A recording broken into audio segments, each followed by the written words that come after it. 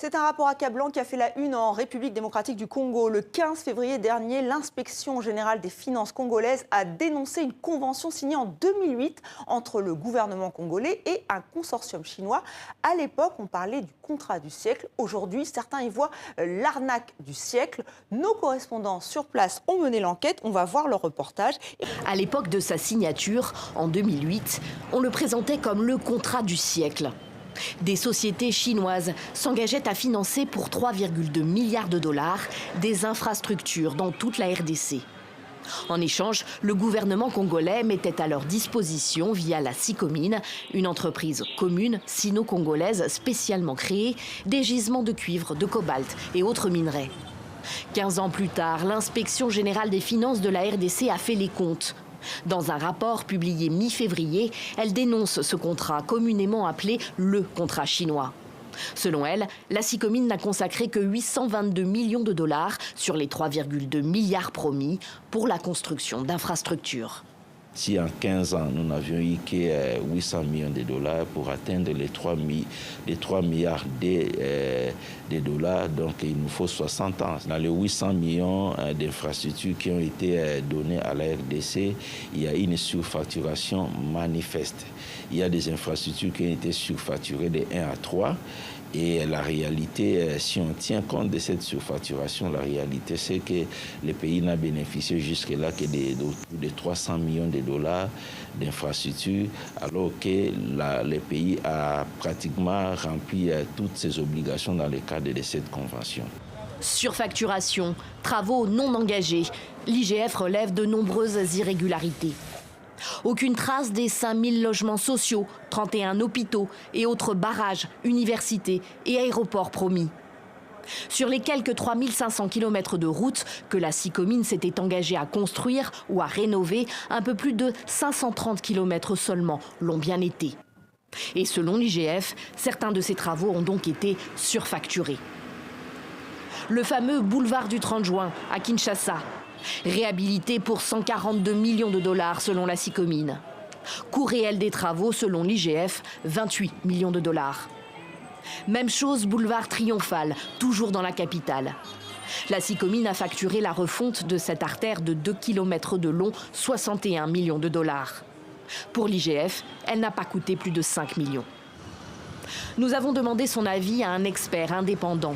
Achike Maté est membre du Conseil national de l'Ordre congolais des architectes. Sur le cas précis du boulevard Triomphal, il note que le sol marécageux du site a pu impliquer des surcoûts. Mais ces évaluations n'atteignent que le tiers des 61 millions avancés par la SICOMINE. Les coûts de construction d'une route simple, ça c'est tout le monde qui le dit, une route simple de 2 fois une bande, on est à 1 million de dollars. Là, effectivement, on a une route de 2 fois 4 bandes. Donc, on peut prendre ces 1 million-là, on les multiplie aussi par 4. Mais ça n'atteindra pas ces coûts-là, même si on tient compte du fait qu'on a fait des remblais profonds parce qu'il fallait stabiliser les sols. Pour 2 km, 60 millions, même aux États-Unis, je ne pense pas qu'ils arriveront à ces chiffres.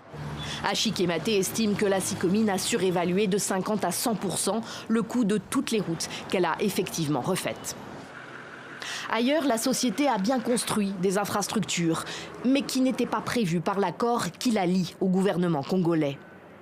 Dans la province du Lualaba, dans le sud du pays par exemple, elle a bâti un barrage à Boussanga, non loin de plusieurs mines qu'elle exploite dans la province. L'électricité produite par ce barrage permet de faire tourner notamment des usines de transformation de cuivre. La CORAP réunit plusieurs ONG de tout le pays qui contrôlent l'action publique, notamment dans le secteur de l'énergie.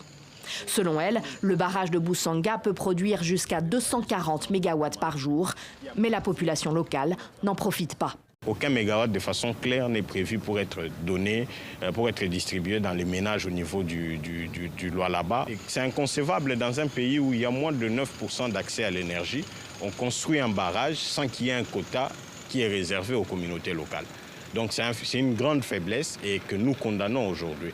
Le barrage de Boussanga a été construit de 2016 à 2021 sur des terres qui, selon la CORAP, étaient soit habitées, soit cultivées. Des centaines d'habitants du Lualaba auraient été impactés. Aujourd'hui, ils sont sans terre. Aujourd'hui, ils n'ont pas été indemnisés.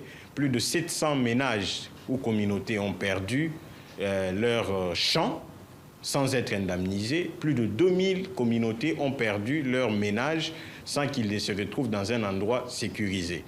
L'ambassade de Chine à Kinshasa a réagi par communiqué le 17 février dernier.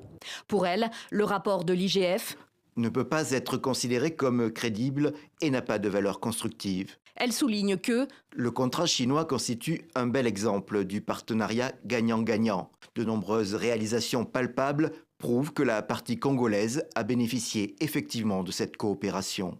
Pas un mot cependant sur les suspicions de surfacturation. La CICOMINE, de son côté, n'a pas souhaité s'exprimer. Ici, devant les bureaux de la société à Kinshasa, notre reporter tente une énième fois d'obtenir une interview